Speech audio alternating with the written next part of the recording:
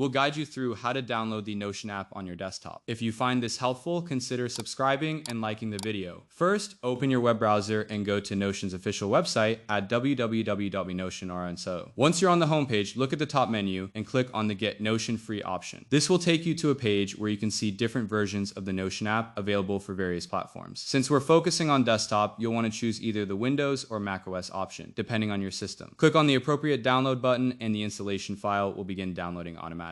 Once the download is complete, locate the file in your downloads folder. If you're on Windows, it'll be an exe file, and for macOS, it'll be a DMG file. Double-click the file to start the installation process. A setup wizard will guide you through the installation steps, follow the prompts, and when prompted, click Install or Continue as needed. Once the installation is complete, you can find Notion in your Applications folder on macOS or in the Start menu on Windows. Open the app and log in with your account credentials, or if you don't have an account yet, you can sign up directly from the app. Remember that Notion requires an internet connection for account setup and syncing your notes. With the desktop app, you can enjoy a focused workspace and offline access to your notes when needed. Don't forget to subscribe and comment if this helped you out.